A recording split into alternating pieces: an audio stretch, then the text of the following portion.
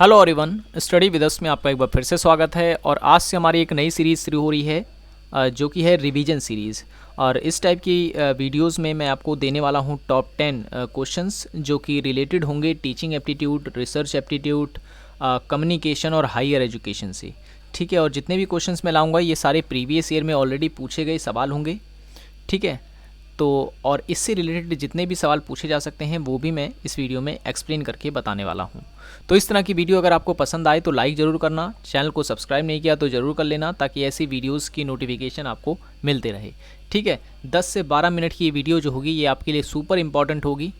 ठीक है, इसमें वो चीज़ें आपको पता चलेंगी जो शायद आपने नहीं पढ़ी हों। ठीक है, तो रिवीजन वीडियो है, इसे एंड तक ज़रूर देखना हो। तो चलिए शुरू करते हैं। और हाँ, लाइक ज़रूर करें अगर ये सेशन आपको पसंद आता है तो। ठीक है, तो पहला क्वेश्चन ये पूछ रहा है कि 10 साउथ एशिया यूनिवर्सिटी जो है, ठीक है ये 10 नहीं है, साउथ एशिया यूनिवर्सिटी जो है वो निम्न में से किस शहर में स्थित है। ठीक है, किस शहर में स्थित है। देखिए ये हायर एजुकेशन का जो टॉपिक है वहाँ से क्वेश्चन पूछा गया है। ठीक है, तो साउथ एशिया यूनिवर्सिटी जो है ये स्थित है नई दिल्ली में। ठीक है, ऑप्शन नंबर सी जो है इसका करेक्ट आंसर है। और इसकी जो स्थापना है वो की गई थी सार्क के द्वारा। ठीक है, ये सार्क क्या है? सार्क जो है वो south Asia association of regional corporation, जिसे हम हिंदी में दक्षेस भी बोलते हैं। ठीक है, ये भारत के पड़ोसी देशों का जो है संगठन है। इसी संगठन के द्वारा जो है साउथ एशिया यूनिवर्सिटी की स्थापना की गई थी। कब की गई थी? तो 2010 में की गई थी। अच्छा, नई दिल्ली में कहाँ पर है ये? तो ये है चाणक्यपुरी में। ठीक है, चाणक्यपुरी में है ये यूनिवर्सिटी। ठीक है, इतने पॉइंट्स आपको याद रखने हैं। नेक्स्ट क्वेश्चन है कि भारत में सिविल सर्विस दिवस कब मनाया जाता है। सिविल सर्विस दिवस कब मनाया जाता है? तो देखिए ये जो मनाया जाता है ये मनाया जाता है 21 अप्रैल को। ऑप्शन नंबर ए जो है इसका करेक्ट आंसर है। और क्यों मनाया जाता है, इसका उद्देश्य क्या होता है? तो उद्देश्य आपको याद रख लेना है। ठीक है, क्योंकि दिन प्रतिदिन जो एग्ज़ाम का लेवल है वो टफ होता जा रहा है, तो आपको सभी चीज़ें पता होनी चाहिए। तो इसका उद्देश्य होता है कि जो लोक सेवक होते हैं, जो आईएएस वगैरह होते हैं, उनमें जन सेवा के प्रति जो है सत्यनिष्ठा बनाए रखने के लिए जो है ये सिविल सर्विस दिवस मनाया जाता है। ठीक है, 21 अप्रैल को याद रखना है आपको ये। नेक्स्ट क्वेश्चन है, निम्नलिखित में से कौन सी दशमलव संख्या 25 का दोहरा समानार्थी यानी कि बाइनरी इक्विवेलेंट है। ठीक है, या हम ये कहें कि आपको दशमलव संख्या 25 दे रखी है और उसका बाइनरी नंबर आपको बनाना है। ठीक है, काफ़ी डिमांडिंग टॉपिक था ये, तो मैं इसी वीडियो में आपको बताने वाला हूँ कि आप किस तरीके से ऐसी संख्याओं को बाइनरी में बदलेंगे। ठीक है, अब हमसे सवाल में पूछ रहा है कि 25 का बाइनरी डिजिट क्या होगा। तो 25 को आपको 25 लिख लेना है। ठीक है, आप एलसीएम करते होंगे कुछ इस तरीके से, तो इसको भी आप ऐसे ही रखें। अब करना आपको ये है कि इस संख्या को 2 से काटना है। ठीक है, हालांकि ये 2 से पूरी नहीं कटेगी। 2 से कितनी कट रही है? तो 2 से 24 तक कटती है, तो कितना आ गया नीचे? यहाँ आ जाएगा 12। ठीक है, तो शेष कितना बचा? 1। आपको यहाँ बगल में लिखते रहना है। ठीक है, जो शेष बच रहा है उसे आपको यहाँ पे लिखते रहना है। अब उसके बाद 12 को 2 से काटते हैं तो ये तो 6, यहाँ कुछ शेष नहीं बचा तो यहाँ 0 लिख देंगे। ठीक है, और फिर इसे 2 से काटते हैं। ठीक है, तो ये 2 से फिर पूरा कट गया, फिर यहाँ कुछ शेष नहीं बचा।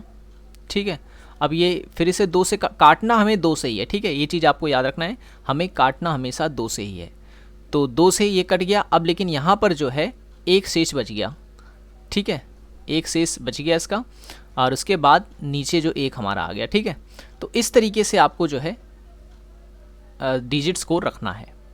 ठीक है, मैं एक बार चलो ठीक है ऐसे। अब आपको करना क्या है, आपको नीचे से जो है काउंट करते, नीचे से लिखते चले जाना है। यानी कि आपका जो डिजिट हो गया बाइनरी 1 1 0 0 1। ठीक है, सही आंसर हो गया हमारा option number B. Option number B. तो इस तरीके से आपको जो है दशमलव संख्या को बाइनरी संख्या में बदलना है। मैं एक और आपको करके दिखा देता हूँ। मैं ले लेता हूँ 35 का मुझे निकालना है। ठीक है, 35 का मुझे बाइनरी डिजिट बनाना है, तो इसको मैं 2 से करूँगा। ठीक है, तो 2 से ये 35 तो कटेगा नहीं, यानी रिमाइंडर 1 बचेगा। ठीक है, 34 कितना हो गया? आ गया, कितना आ गया? 17 आ गया। है ना। अब 2 से फिर मैं इसे काटूंगा, तो 2 से 17 तो कटेगा नहीं, एक शेष बचेगा, तो नीचे कितना आ जाएगा 8, क्योंकि भाई 2 से 16 कटेगा, 17 तो कटेगा नहीं, तो एक रिमाइंडर बच जाएगा और 8 से कट गया। अब 2 से फिर इसे काटते हैं, तो 2 से 8 को काटूंगा 4, तो रिमाइंडर कितना बचा 0, फिर 2 से इसको काटूंगा, फिर 0 बचा, ये पूरा कट जाएगा, फिर 2 से इसको काटूंगा, फिर ये 0 बचेगा। ठीक है, तो इस तरीके से जो है आपका डिजिट है। अब इसे कैसे रखेंगे आप, अब नीचे कितना है आपका 1, तो आप 1 लिखें, फिर उसके बाद कितना है 0, फिर उसके बाद कितना है फिर 0, फिर उसके बाद फिर 0, फिर उसके बाद 1 1। तो ये हमारा बाइनरी डिजिट हो गया किसका 35 का। ठीक है, तो इस तरीके से आप दशमलव संख्या को बाइनरी संख्या में कन्वर्ट करेंगे। और मैं आपको बता दूं कि चलिए आप कमेंट में मुझे बताएंगे 45 का और 50 का, 45 का और 50 का बाइनरी नंबर क्या होगा, ये आपके लिए क्वेश्चन है। ठीक है, कमेंट बॉक्स में ज़रूर बताएं और लाइक ज़रूर करें। ठीक है, लाइक के आधार पे जो है इस वीडियो की सीरीज़ को जारी रखा जाएगा। क्वेश्चन ये है कि कश्मीर तथा बांग्लादेश की त्रिसदी में जनित प्रभाव क्या है। ठीक है, प्रभाव क्या है। ठीक है, एक करंट से क्वेश्चन पूछ लिया गया, तो याद रखें राष्ट्रीय पुनर्निर्माण।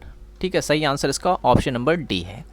ठीक है, बांग्लादेश कब बना था, बांग्लादेश बना था सन 1971 में। किसके प्रयासों से, भारत के प्रयासों से। ठीक है, बांग्लादेश को जो है पूर्वी पाकिस्तान कहते हैं। ठीक है, और बांग्लादेश की जो राजधानी है वो है ढाका, और यहाँ का जो पैसा है, करेंसी है, वो है टका। ठीक है, टका।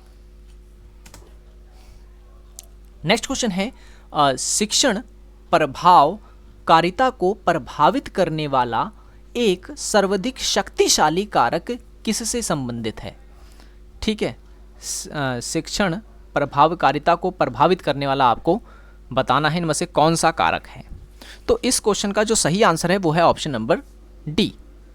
ठीक है, ऑप्शन नंबर डी, शिक्षक या कहें कि शैक्षिक व्यवस्था जो है ये सबसे बड़ी कारण होता है शिक्षा को प्रभावित करने के लिए। ठीक है, नेक्स्ट क्वेश्चन है, अब देखें ये क्वेश्चन भी थोड़ा सा बड़ा है लेकिन काफ़ी इजी है, कि किसी विद्यालय का जो प्राचार्य है यानी कि जो प्रिंसिपल है, विद्यालय के कार्यक्रमों में शिक्षकों और छात्रों के प्रतिभाग को अभिव्यक्त होगा, ठीक है ना, अभिव्यक्त करने की संभावना का पता लगाने के लिए उनके साथ साक्षात्कार सत्र आयोजित करता है। तो इस प्रकार के अनुसंधान को किस प्रकार से संबंधित होगा ये। ठीक है, ये अनुसंधान जो है वो किस प्रकार के अनुसंधान से संबंधित है। तो याद रखें इस प्रकार का जो अनुसंधान है वो कहलाता है भाई क्रियात्मक अनुसंधान। Option number C correct answer है, क्रियात्मक अनुसंधान। क्या होता है क्रियात्मक अनुसंधान? तो देखें ये वो अनुसंधान होता है जो किसी त्वरित समस्याओं के निदान के लिए इस्तेमाल किया जाता है। ठीक है, त्वरित समस्याओं के निदान के लिए,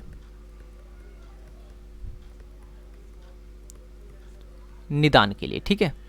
त्वरित समस्या मतलब जो हाल में कोई समस्या अगर आ जाती है तो उसका हाल में ही हल निकालने के लिए इस प्रकार के अनुसंधान का इस्तेमाल किया जाता है। और इस प्रकार का जो अनुसंधान होता है वो शिक्षक, निरीक्षक और जो प्रशासक वगैरह होते हैं वो अपने कार्यों एवं निर्णयों की जो गुणवत्ता होती है उसको जांचने के लिए जो है इस अनुसंधान का प्रयोग करते हैं। ठीक है, कार्यात्मक अनुसंधान, ये आपको याद रखना है।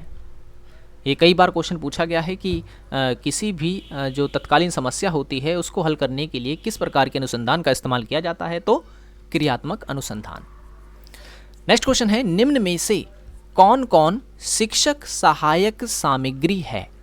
ठीक है, शिक्षक सहायक सामग्री है। ठीक है,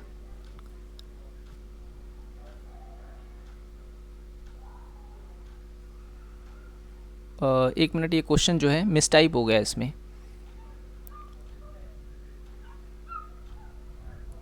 सामग्री है, ठीक है, इतने पे आप ध्यान ना दें, इतना जो क्वेश्चन है इसको आपको जो है ध्यान नहीं देना है।